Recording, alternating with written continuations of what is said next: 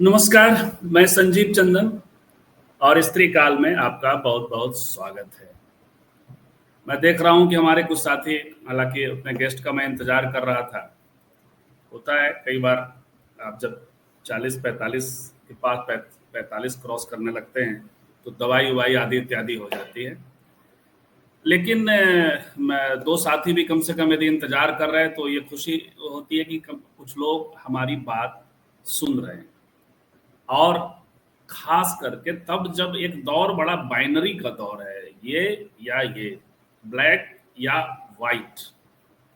मैंने ग्रोक से पूछा कि ग्रोक साहब ये बताइए कि जो मीडिया है उस मीडिया को इस कैरेक्टर पर लाने वाले कौन से चेहरे हैं जो कभी उसका कैरेक्टर बिगाड़ रहे थे और आजकल एक प्रोग्रेसिव स्पेस पे काम करने लगे। वो एक उसकी और उसकी स्ट्रेटजी क्या है। तो जो नाम आए वो आपको चौंका देंगे, इसलिए मैं नाम नहीं लूंगा। केवल याद कर लीजिए कि जब बिना ड्राइवर के कार चल रहे थे, जब बाबाओं का दौर, एक बाबा लॉन्च हुआ था, निर्मल बाबा। उसको किसने लॉन्च किया, कैसे लॉन्च हुआ, ये सब चीजें याद कर लेंगे तो सारी कथा खुल जाएगी, कौन कहां किधर कैसे है।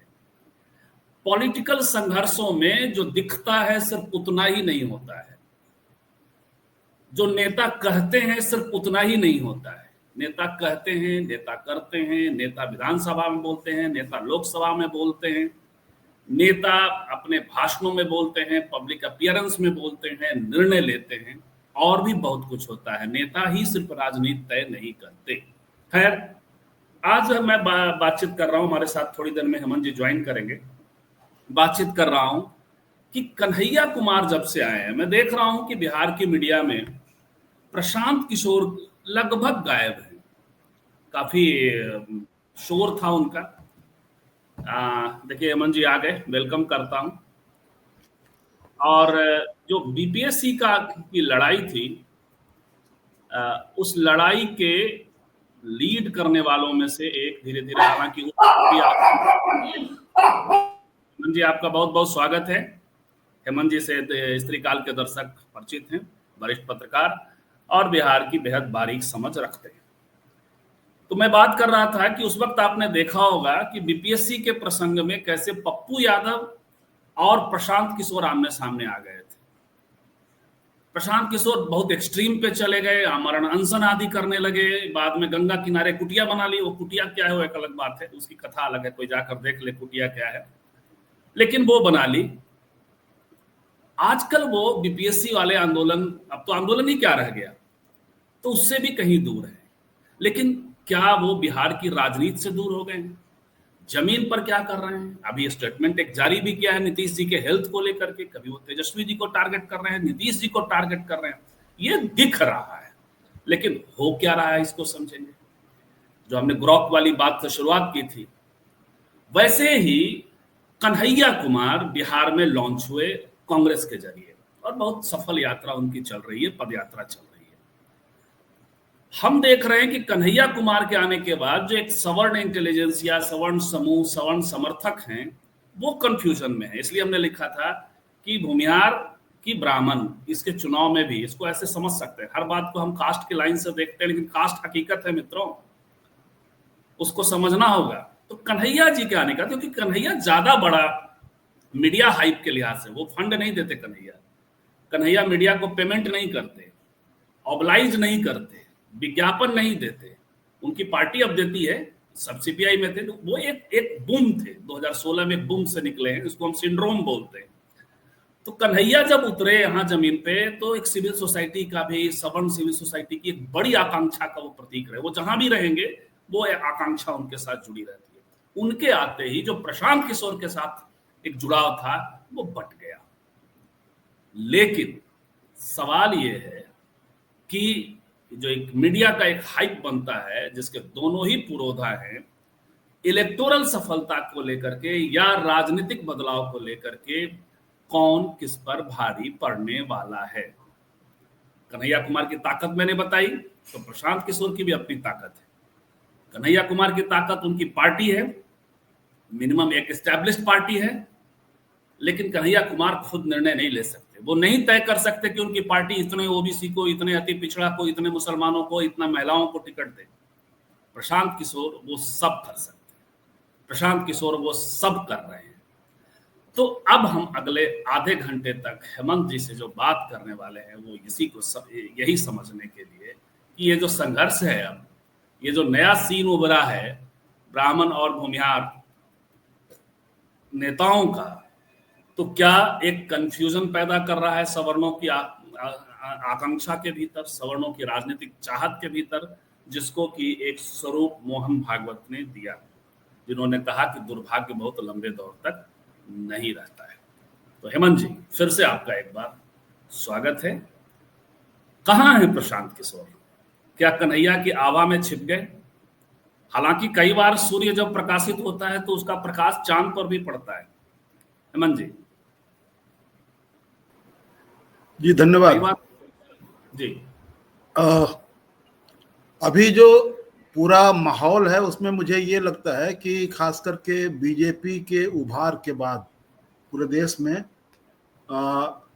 एक तरह से सवर्ण सत्ता की वापसी, ब्राह्मणवाद, पाखंडवाद की वापसी, ये सारी चीजें जीवन के हर क्षेत्र में बहुत ही विजिबल है। और बीजेपी आरएसएस इसको एक तरह से पायलट कर रहा है। और ये पूरा जो विमर्श है सवर्ण सत्ता का, ब्राह्मणवाद का, पाखंडवाद का, ये किसी न किसी रूप में जाति से जाकर के जुड़ता है। प्रमुख रूप से अन्य जातियों में भी ये दिखता है, लेकिन सवर्ण सत्ता तो सवर्णों के बीच में ही स्थापित है, विमर्श है उनका। तो ये जो बीजेपी के काल में, इसके उभार के दौर में, मोदी जी के काल में ये सब कुछ जो हो रहा है, इसका असर चारों तरफ दिख रहा है। उसमें मीडिया है, उसमें इंटेलिजेंसिया है, उसमें आपको सिविल सोसाइटी है, उसमें वो तमाम तरह के सत्ता प्रतिष्ठान या निजी प्रतिष्ठान, सब जगह इन चीज़ों की स्थापना, इन चीज़ों की पुनर्स्थापना साफ साफ दिखाई दे रही है। तो अभी जो प्रशांत किशोर का फेनोमेना है, जो कन्हैया कुमार का है, प्रशांत किशोर का तो एजेंडा एक तरह से मुझे लगता है कि बिहार में पूरी तरह से उनके एजेंडे का खुलासा हो चुका है। और वह एजेंडा है कि वो जो कुछ भी करना चाहते हैं उसका कोर इशू ये है कि यहाँ पर एक तरह से सवर्ण सत्ता की वापसी हो, वो, और उसका जरिया बीजेपी बने, और उसमें वो पेरीफेरी से उसके मददगार साबित हो। कभी कभी उसके सेंटर में भी जाकर के उसकी मदद कर सकते हैं। आप याद कीजिए कि जब लोकसभा चुनाव के नतीजे आने वाले थे, उसके जस्ट पहले मुझे लगता है कि शायद 1-2 फेज का चुनाव बचा हुआ था, तो उनका इंटरव्यू जो था, जो उन्होंने कहा था कि इस बार पिछली बार से भी ज्यादा बहुमत प्राप्त होगा, वो इंटरव्यू उन्होंने किसके लिए दिया था? ऐसा जो व्यक्ति खुद की पार्टी चला रहा हो, जो व्यक्ति खुद कैंपेन चला रहा हो, उसके लिए ये इंटरव्यू देने का क्या मकसद था? तो मकसद उसका साफ था कि जिसकी चर्चा मैंने की, सवर्ण सत्ता की वापसी, और उसको, उसके रूप अलग अलग हैं।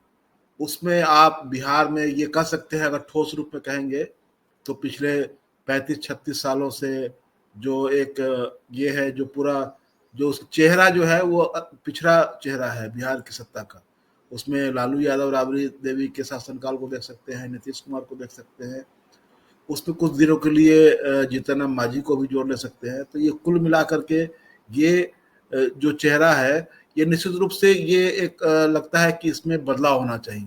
उस बदलाव की छटपटाहट सवर्ण बिरादरी में, और खास करके जो बीजेपी का जो ये है आधार है, उसमें है। वो इसीलिए इस पर काम कर रहा है, और इसी वजह से वो उसको अभी देखेंगे कि जैसे कन्हैया कुमार के आने के साथ, तो कन्हैया कुमार तो कांग्रेस से आए हैं, वो जो कुछ जो कर रहे हैं वो कांग्रेस पार्टी के लिए कर रहे हैं, लेकिन उनको देखने का जो नजरिया इंटेलिजेंसिया का है, सवर्ण समाज का है, मीडिया का है, उस नजरिए की आप ये समीक्षा कीजिए, तब पता चलेगा कि आखिरकार वो दोनों कहीं एक ही जगह जाते हुए दिख रहे हैं, प्रशांत किशोर और कन्हैया कुमार।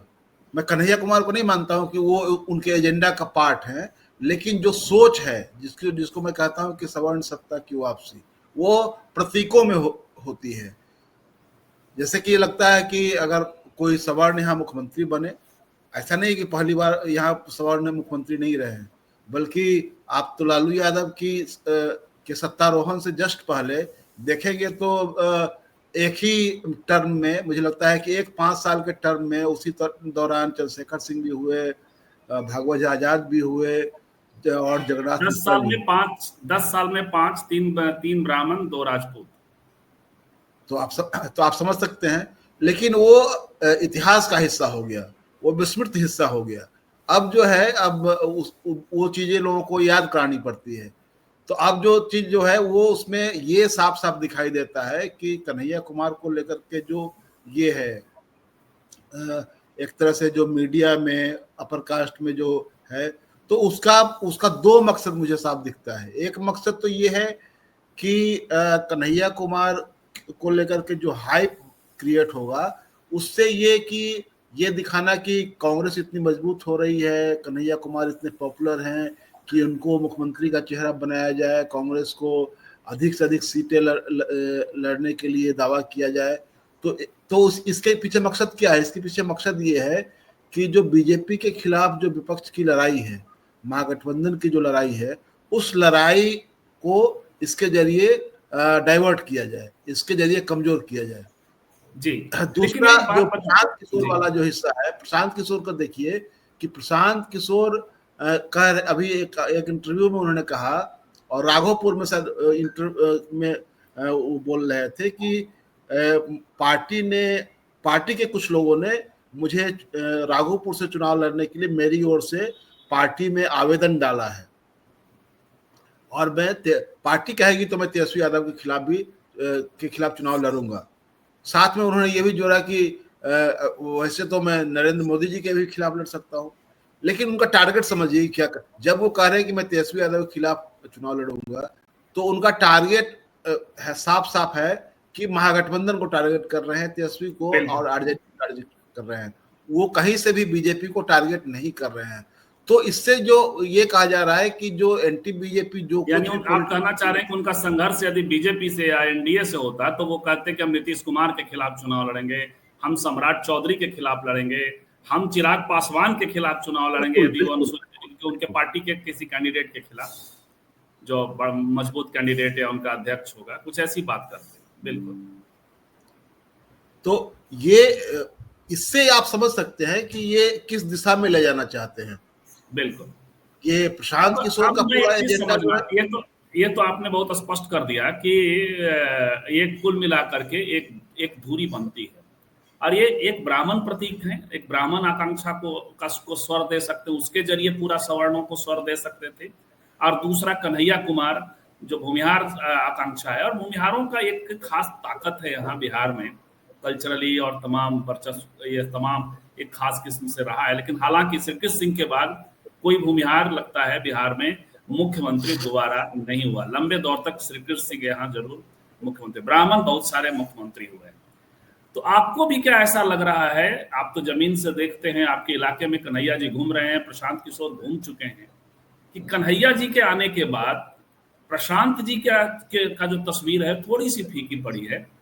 और पंकज जी, आपके सवाल पर हम अगला सवाल के पहले जरूर उस पर मैं टिप्पणी करना चाहूंगा, लेकिन खैर ऐसा आपको भी दिख रहा है क्या हेमंत जी, मीडिया में, जमीन पर सवर्णों के बीच कोई ऊह-पोह पैदा हुआ है? देखिए, उसमें एक चीज बहुत ही साफ दिखाई दे रहा है कि आप जैसे देखें कि मीडिया को, ये प्रशांत किशोर को लेकर के मीडिया में जितनी ये आकांक्षा रहती है, जितना उतावलापन रहता है, जितना उनसे स्नेह दिखता है। अभी आपने एक तस्वीर देखी होगी, ये बहुत पुरानी बात नहीं, मुझे लगता है शायद 1 आध महीने पहले की बात है, कि जो गंगा किनारे प्रशांत किशोर जी का पूरा वो पता नहीं आश्रम या क्या नाम दिया गया है उसका, वहां पर ढेर सारे पत्रकार मिलने के लिए पहुंचे थे। उसमें उन पत्रकारों की आप जाति डिकोड कीजिए, उन पत्रकारों का लोकेशन डिकोड कीजिए और उन पत्रकारों का डे टू डे का पूरा जो विमर्श जो उनका चलता है उसको समझने की कोशिश कीजिए। उससे साफ साफ दिखेगा कि यह जो मोह है प्रशांत किशोर को लेकर के, क्या वो बिहार में किसी बदलाव का मोह है? वो बिहार में कोई मौलिक बदलाव हो उस दिशा में जाता हुआ मोह नहीं है। वो है कि यहाँ से जो सत्ता पर जो पिछड़ों की दावेदारी जो बनी हुई है उसको कैसे खत्म किया जाए, या कोई ऐसा व्यक्ति जो सवर्ण सत्ता को, ब्राह्मणवादी सत्ता को ज्यादा से ज्यादा उसको पुष्ट करे, उसको मजबूत करे, उस तरह का व्यक्ति उसको चाहिए। लेकिन कन्हैया कुमार ज्यादा आर्टिकुलेटेड आपको दिखाई पड़ेंगे। कन्हैया कुमार राजनीतिक रूप से ज्यादा चेतस हैं, प्रशांत किशोर उतने चेतस भी नहीं दिखाई पड़ते। देख, मैं वहीं आ रहा हूं। तो एक तो ये है, तो मीडिया का एक हिस्सा को देख लीजिए वहां क्या है। दूसरी तरफ जब कन्हैया कुमार आते हैं तो उनका एक इंटरव्यू एक बड़े अखबार इंडियन एक्सप्रेस में छपता है। आप याद कीजिए कि अभी हाल के दिनों में कोई ऐसा इंटरव्यू दीपंकर भट्टाचार्य का या तेजस्वी यादव का, क्योंकि इन दोनों ने भी अलग अलग ढंग से अपनी अपनी यात्राएं की है और यहाँ पटना में तो माले का महाजुटान हुआ था। कोई स्पेशल स्टोरी, कोई स्पेशल इंटरव्यू सॉरी, कोई ऐसा कुछ काम नहीं मीडिया की ओर से किया गया। लेकिन कन्हैया कुमार का इंटरव्यू हुआ, उससे मैं सिर्फ ये बताना चाहता हूँ, उस इंटरव्यू से जितना मुझे ये दिक्कत नहीं है, मुझे दिक्कत इस बात का है कि ये जो संतुलन जो नहीं दिखाई देता है वो इससे, इसमें जो बेईमानी है वो बेईमानी किसी न किसी दिशा में जाती हुई दिखती है। तो वही मैं कह रहा हूं कि ये जो दिखाने की कोशिश है, एक व्यक्ति के लिहाज से भी, आप एक व्यक्ति के लिहाज से भी उनके कास्ट लोकेशन से उनको आप प्रमोट करना चाहते हैं। दूसरा, जो आपका जो पॉलिटिकल एजेंडा है, वो पॉलिटिकल एजेंडा ये है कि इस पार्ट को ज्यादा से ज्यादा मजबूत दिखाया जाए और इसको ज्यादा हाइप क्रिएट किया जाए जिससे महागठबंधन में आंतरिक दिक्कत पैदा हो। तो एक मकसद ये साफ साफ दिखता है। तो दोनों मकसद जो है उसमें मीडिया और इंटेलिजेंसिया कैसे भूमिका निभा रहा है। और आपने जो कहा था कि जो सवर्ण समाज है, जो सिविल सोसाइटी है, इस तरह इसके लोगों में जो एक तरह से उनको लेकर के उत्सुकता है, उस उत्सुकता में बदलाव की आकांक्षा कम है, उस उत्सुकता में सत्ता में अपनी पकड़ को स्थापित करना, ये मूल उसका स्वर है उसका। तो इससे ये तय होता है, बिल्कुल, तो हेमंत जी इससे ये तय होता है कि कन्हैया कुमार स्मार्ट हैं, आर्टिकुलेटेड हैं, अच्छा भाषण देते हैं।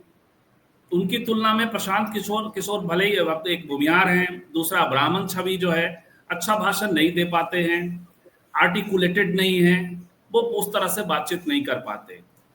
लेकिन अब हमारा सवाल है, ये तो कंट्रास्ट है, और उनके आने के बाद, प्रशांत जी के आने के बाद, ये कन्हैया जी के आने के बाद प्रशांत जी फीके पड़े, ये भी तय है। लेकिन इससे क्या ये हो जाएगा कि सवर्णों की जो आकांक्षा है, क्योंकि ये खुद भी अभी पढ़ा लिखा और सत्ता को समझने वाला है, अभी वो समझता है कि वो पीछे रह रहा है, उसको आगे चेहरा करना है, तो ज्यादा बल कन्हैया जी को दे देगा। और ज्यादा बल कन्हैया को देगा तो क्या वो कांग्रेस को वोट करेगा, या जो प्रशांत किशोर मैकेनिज्म बना रहे हैं वो ज्यादा पॉलिटिकली असर करेगा। जिस तरह से पिछड़ा, दलित, अति पिछड़ा, ये सारी बातें कर रहे हैं, कन्हैया को उतनी सुविधा नहीं है डिसीजन लेने की। इसको जवाब दीजिएगा। पंकज जी, जितने आपके सवाल हैं उस पर मेरी सिर्फ इतनी टिप्पणी है कि महाजनों येनगताः स पंथा, बड़े लोग जिधर जाते हैं वही रास्ता है, ये हितोपदेश और पंचतंत्र की लाइन है। तो जब ब्राह्मण जाति छोड़ेगा तो सभी जातियां, क्योंकि ग्रेडेड इनइक्वालिटी है, ऐसे ऊपर में सिर्फ पे ब्राह्मण बैठा है, और कभी कभी छोटी छोटी जातियों को कंसोलिडेट होना पड़ता है जातिवाद के खत्म होने के लिए। ये जब तक यही एक सूत्र है, इसके अलावा कोई दूसरा राजनीतिक सूत्र हमें समझ में नहीं आता है। हेमंत जी, सवाल का जवाब दीजिएगा।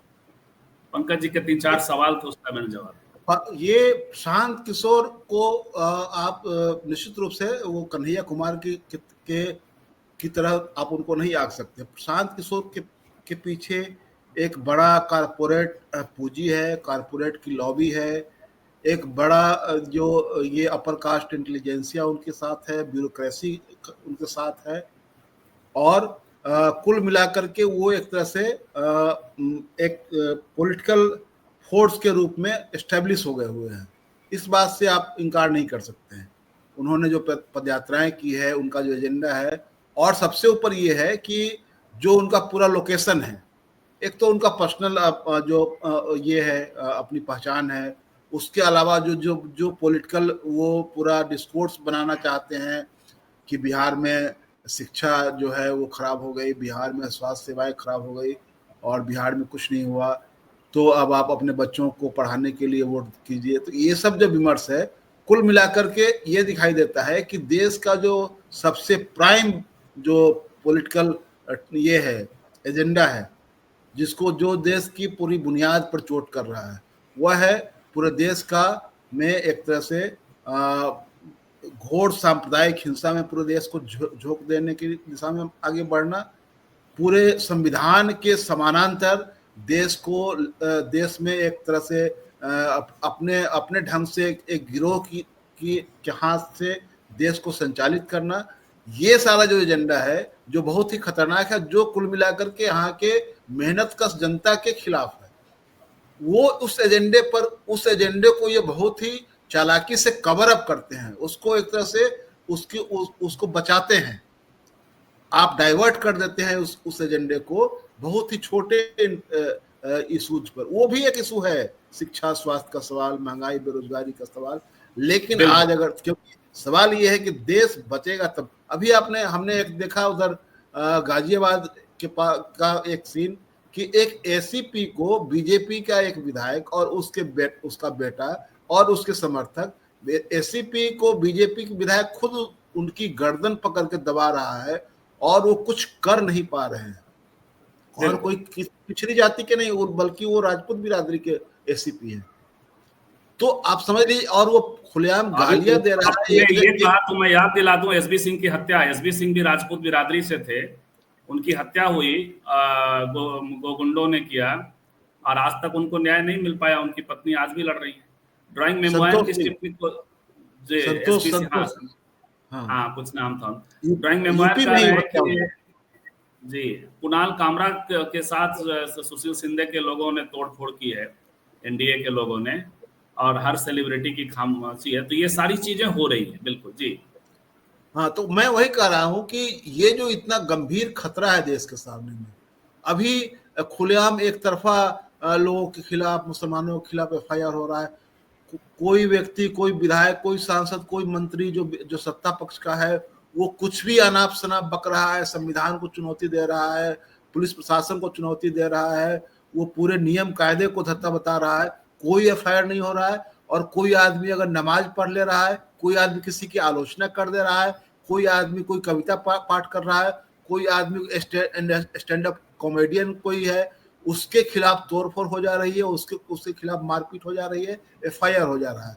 आप ये समझिए कि ये कितना बड़ा खतरा है।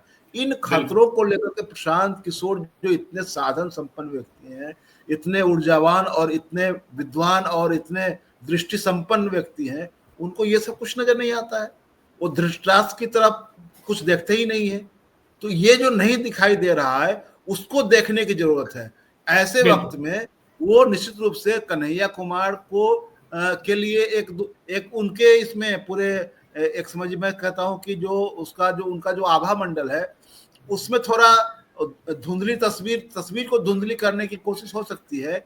लेकिन कन्हैया कुमार एक पार्टी के प्रतिनिधि हैं और उनको वो लिबर्टी नहीं है जो लिबर्टी प्रशांत किशोर को अवेल करने की ये मिली हुई है। तो वो तो उनकी अपनी पार्टी अपना एजेंडा चलाएंगे, लेकिन कन्हैया कुमार को एक तरह से मुझे लगता है कि मीडिया की ओर से जो हाइप क्रिएट किया जा रहा है, तो उनको ये सचेत होकर के बल्कि अपने एजेंडे पर उनको स्थापित करना पड़ेगा कि जो सोशल जस्टिस का एजेंडा है उसको कितना बेहतर ढंग से आप जनता के बीच में लेकर के जा रहे हैं, क्योंकि आपको अब धीरे धीरे खुलना पड़ेगा उस एजेंडे पर। क्योंकि कन्हैया कुमार पे बिल्डअप हो गया है। कन्हैया कुमार पे देश भर में कम से कम अल्पसंख्यक समुदाय के लोगों ने एक ट्रस्ट दिया, सवर्णों का ये है, तो एक बिल्डअप हुआ है। वो यदि उसको उधर ये ले जाएं, उसका कन्वर्ट कर लें, तो वो बेहतर होगा। लेकिन एक बात बताइए, हम लोग लगता है हेमंत जी, पत्रकारों में हम और आप, मैं और आप, ये दो लोग होंगे, और पहली बार मुझे लगता है कि चैनल पे हम लोग डिबेट कर रहे हैं कि ये दो लोग आपस में अब लड़ रहे हैं। ये सवर्ण स्पेस की मारामारी है। इसके उलट पूरी सवर्ण मीडिया ये कहती है कि प्रशांत किशोर और या कन्हैया कुमार से तेजस्वी यादव को खतरा है। पहले इस नैरेटिव पे बात करिएगा, फिर मेरा एक और सवाल होगा। सवाल फिर से दोहराइए। पहली बार शायद हेमंत कुमार और संजीव चंदन दो लोग हैं जो ये बात कर रहे हैं कि सवर्ण स्पेस की दावेदारी की मारामारी है बिहार में। कन्हैया कुमार बनाम प्रशांत किशोर, ये दोनों किसी और से अब नहीं टकरा रहे हैं, किसी तेजस्वी यादव से नहीं, किसी चिराग पासवान से नहीं, वो सबका अपना अलग दुनिया है और वो ज्यादा स्ट्रांग है, उनके वोट बैंक ज्यादा है। लेकिन जो मीडिया है, जो कथित मीडिया हर तरफ का, सोशल मीडिया भी वो उसमें मिल जाता है, वो अननेसेसरी बात करता है कि वो तेजस्वी यादव से टकराव है। मुझे लगता है पहले तो वो उसमें कौन सा हित छिपा हुआ है, पहले तो एक ये बताइएगा और उसके बाद एक सवाल और फिर होगा। देखिए, एक जो बहुत चीजें अंडर करंट चल रही है, बहुत चीजें समानांतर चल रही है, उसमें एक जैसे कि अभी एक और मीडिया, इसमें मीडिया हाउस की मैं बात कर दूं कि जागरण के 25 साल पूरे हुए हैं बिहार में, और इस अवसर पर जो उसका पूरा कैंपेन चल रहा है अखबार में, उस कैंपेन में आप बिहार में जो नरसंहार हुए हैं उन नरसंहारों को लेकर के उस पर रिपोर्ट छापी जा रही है और ये बताने की कोशिश की जा रही है कि जो बिहार में वो 2005 से पहले जो नीतीश जी जो रटते हैं, जो बीजेपी के लोग जो रटते हैं, वो 2005 से पहले कैसा बिहार था।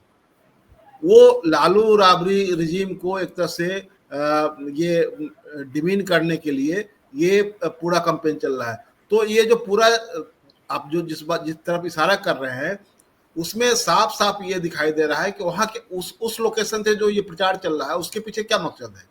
उसके पीछे का भी मकसद यही है जिस पर हम लोग चर्चा कर रहे हैं कि जो सवर्ण लोकेशन है वो लोकेशन कैसे यहाँ चाहता है सवर्ण सत्ता की, ब्राह्मणवादी सत्ता की स्थापना और जीवन के हर क्षेत्र में उसका वर्चस्व। तो ये उनके सोच में है। तो निश्चित रूप से जो आप कह रहे हैं कि प्रशांत किशोर और कन्हैया कुमार के बीच में सवर्ण स्पेस को लेकर के एक ये है, निश्चित रूप से ये माहौल बन रहा है कि कन्हैया कुमार के आने से जो एक तरफा जो चल रहा था प्रशांत किशोर का, कन्हैया कुमार ने एक तरह से उसमें अभी उन्होंने एक बढ़त बनाई है। और इसमें ये, लेकिन उसमें साफ साफ ये दिखाई दे रहा है कि जो तेजस्वी यादव के खिलाफ जो कन्हैया कुमार का जो इस्तेमाल करने की जो कोशिशें जो हो रही थी वो अब दूसरी दिशा में जा रही है। ये लगातार जो ये कहा जा रहा था कि कन्हैया के आने से तेजस्वी डर गए हैं, सहम गए हैं, आरजेडी में बेचैनी है, अब ये बेचैनी उधर है। बिल्कुल प्रशांत किशोर अच्छा, लेकिन एक बिहार का भला हो जाएगा इससे कम से कम कि सवर्णों में भी दो ऐसे सवर्ण जो लिबरल स्पेस पे, मिनिमम लिबरल स्पेस पे तो आप रखेंगे, उनकी और पॉलिटिकल राजनीति आगे क्या होगा अलग बात है, वो मुख्यमंत्री बनने के टारगेट का या मोहन भागवत के एजेंडे में फिट बैठ रहे हैं, वो एक अलग बात है। लेकिन फिलहाल जो ये गिरिराज सिंह नाम का जीव हैं या दूसरे अन्य लोग हैं, उनकी तुलना में तो कम से कम इनके बीच ये संघर्ष छिड़ता है तो बेहतर ही है कुछ हिसाब से। बिल्कुल बिल्कुल, मैं समझता हूं कि ये एक सुखद संयोग होगा कि इधर लोग देखेंगे, क्योंकि कन्हैया कुमार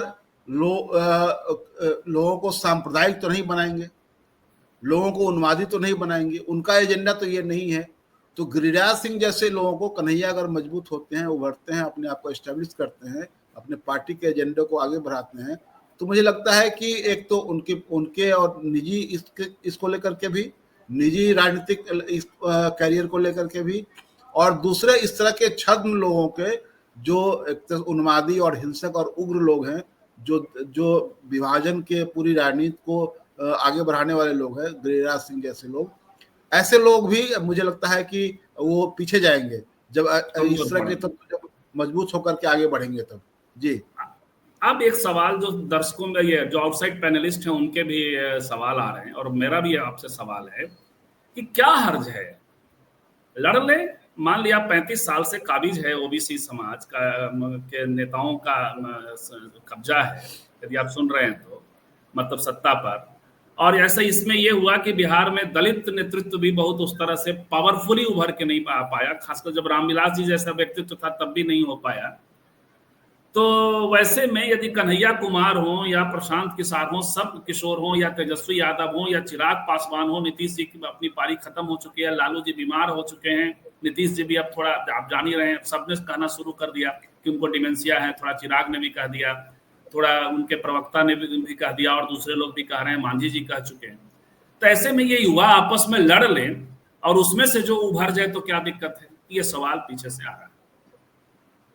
नहीं, कोई दिक्कत नहीं है। अगर अगर आप ये, मैं ये मानता हूं, लेकिन मेरा मेरा कंडीशन ये है कि कोई ऐसा व्यक्ति उभरे जिसके सामने सोशल जस्टिस एजेंडा हो, जिसके सामने देश में संविधान को की रक्षा का एजेंडा हो और सोसाइटी को एक बदलने का एजेंडा हो। सोसाइटी को बदलने का एजेंडा ये कि जिस सोसाइटी में सबका सम्मान हो, सबके को रहने का अधिकार हो, इस एजेंडे को लेकर के अगर इसमें से इन युवाओं में से कोई उभरता है तो क्या दिक्कत है? कोई दिक्कत नहीं है, ऐसे लोगों को उभरना चाहिए।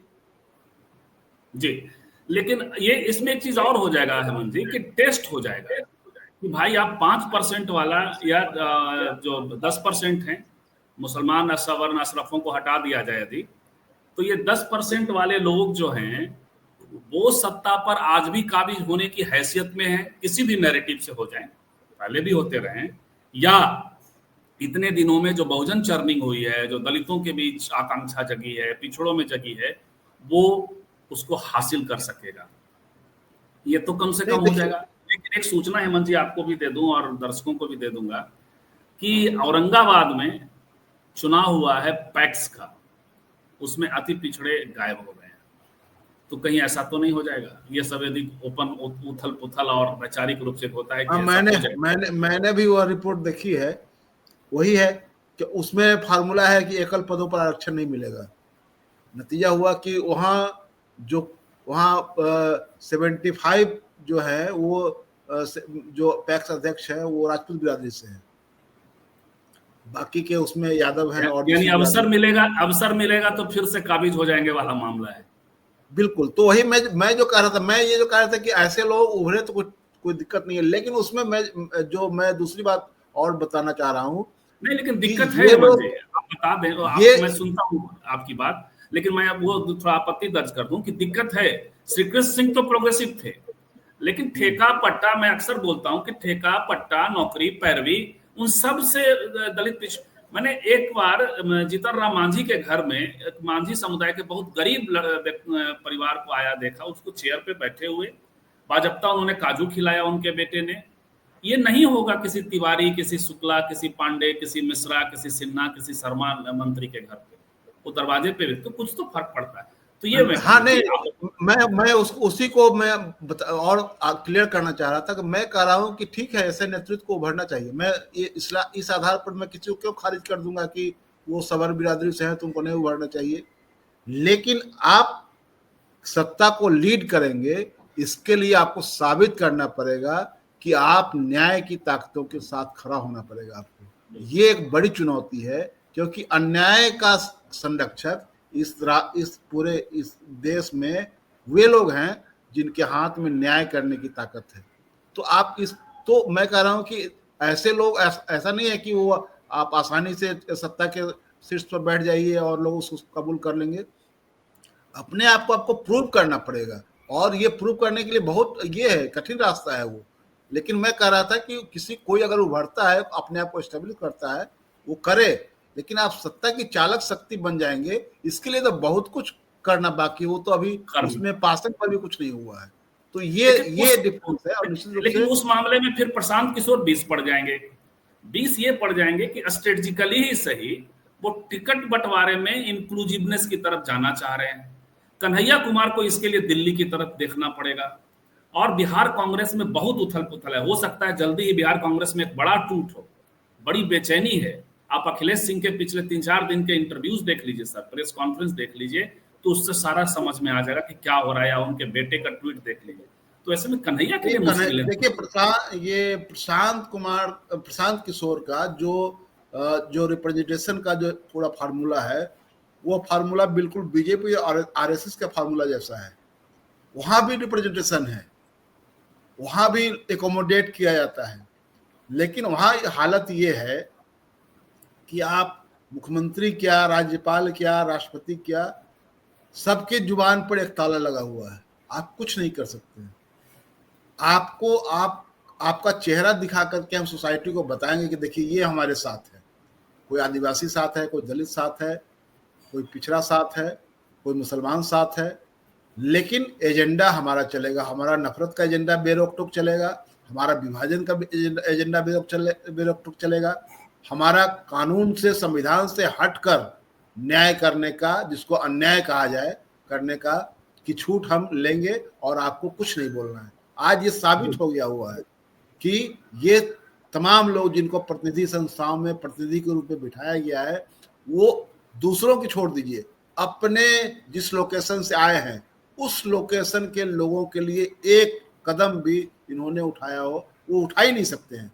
बल्कि उनकी पूरी पोस्टरिंग कैसे होती है, किसी को मंदिर में जाकर झाड़ू लगाते दिखाया जाता है, तो किसी के मंदिर को सफाई करते हुए दिखाया जाता है, जिसको मंदिर में गाली पड़ती है वो भी अपना प्रतिवाद ठीक से नहीं कर पाता है, सबसे देश के सर्वोच्च कुर्सी पर बैठा हुआ व्यक्ति।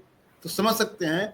तो प्रशांत किशोर जो रिप्रेजेंटेशन दे रहे हैं, जो भागीदारी दे रहे हैं, उसमें आप देख लीजिए मनोज भारती जी की हैसियत, पूरे जगह शो ऑफ होता है प्रशांत किशोर जी का। तो क्यों नहीं आप पार्टी के अध्यक्ष को आगे रखते हैं?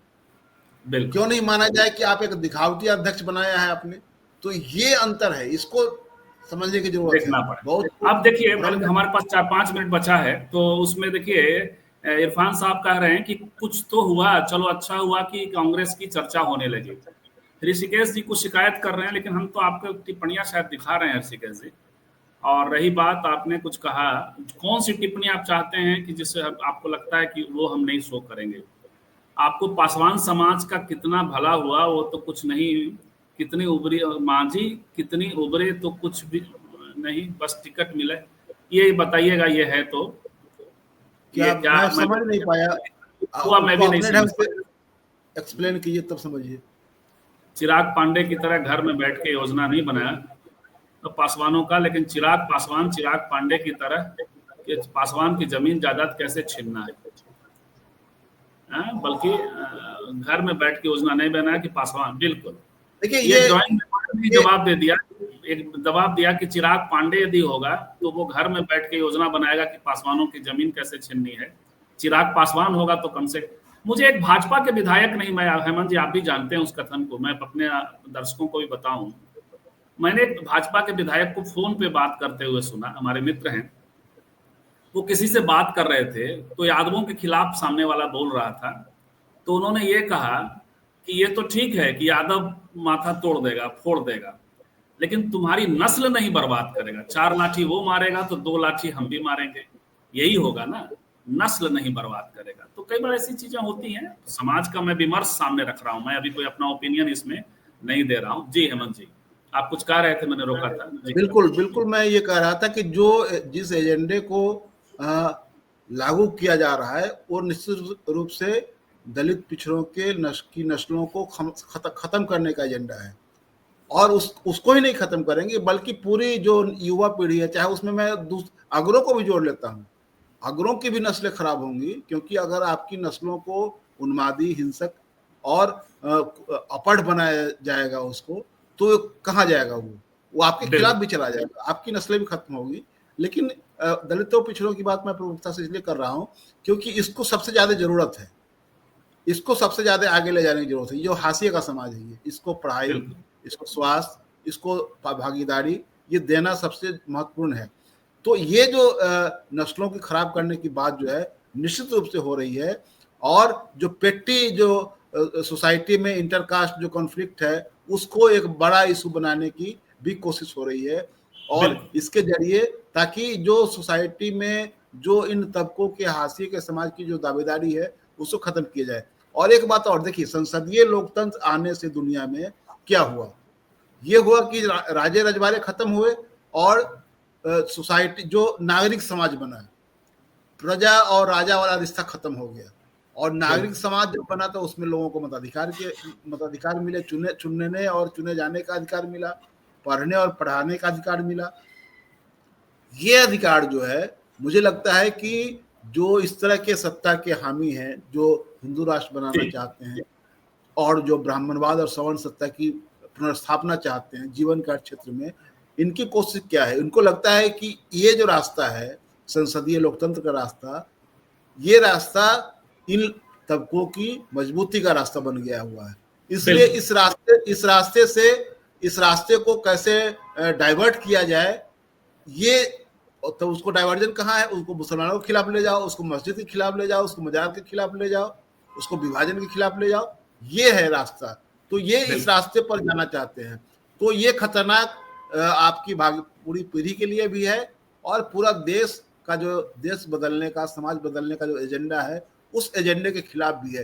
ये सब कुछ सोच समझ साजिश हो रहा है। जी बिल्कुल, आपने बहुत कायदे से बताया। अब इसमें दो चीजें खुलकर आई मैं हमारे और आपके बीच बातचीत के। मैं फिर कह दूं कि ऐसी बातचीत किसी ने आज तक नहीं की है, पहली बार हम कर रहे हैं। रवीश कुमार से भी पूछिएगा जरा कि बिहार में क्या हो रहा है, और दूसरों से भी पूछिए। मैंने पहले अपने शुरुआती हमारा इंट्रो सुनिएगा, मैंने कहा था कि हमने ग्रोथ से पूछा कि उन पत्रकारों का जरा नाम बताइएगा जिन्होंने मीडिया का चरित्र खराब किया, जिन्होंने बिना ड्राइवर के कार चलाया, और वो आजकल कहाँ हैं, वो किस स्पेस पे बात कर रहे हैं, जिन्होंने बाबाओं को, निर्मल बाबा को लॉन्च किया। मैं नाम नहीं लूंगा, आप खुद ढूंढिए, ग्रुप से पूछिए, वो आपको 5-7 लोगों की सूची दे देगा।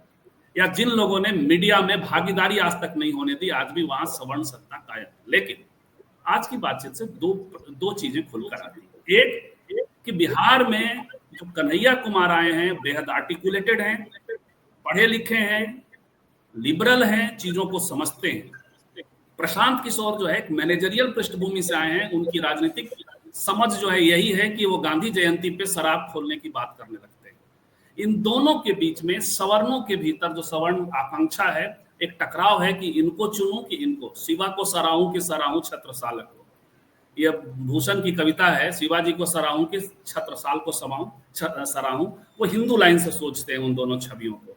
तो ये स्थिति है सवर्णों के बीच में। बिहार में मूल मसला ये है एक। और दूसरा जो हेमंत जी कह रहे हैं, जो मैं भी समझता हूं कि हमें स्वर्ग चाहिए, हमें स्वर्ग में एंट्री चाहिए, हमें स्वर्ग में निर्णय की में भागीदारी चाहिए, हिस्सेदारी चाहिए। यही लोकतंत्र है भाई भारत में, जो ग्रेडेड इनइक्वालिटी वाला ये है। लेकिन हमें वैसा स्वर्ग नहीं चाहिए जिसका संचालन, नियंत्रण कोई और देवता वर्ग कर रहा हो।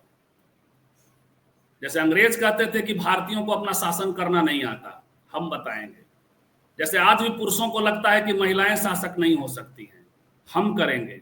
जैसे आज भी ब्राह्मणों को लगता है कि शासक तो, या जो अपर कास्ट है, यहाँ तो ब्राह्मण भूमिहार का मैं बात कर रहा हूं, तो जो अपर कास्ट है वही शासन कर सकता है। तो 25 का जो चुनाव है वो सामान्य नहीं है। हेमंत जी कुछ कहना चाह रहे हैं? सामान्य नहीं है।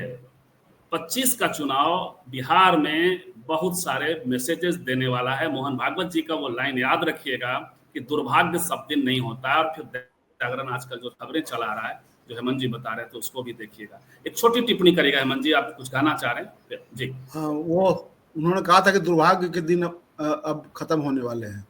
जी जी, और अब कोई बात कहना चाह रहे हैं? एक बात और बता दूं कि जो चीजों को कैसे खत्म किया जाता है, अब बिहार को ऐसे दिखाया जाता है कि बिहार जो है वो लालू राबड़ी रेजिम से शुरू हुआ और उसके बाद नीतीश जी के को ट्रांसफर हुआ।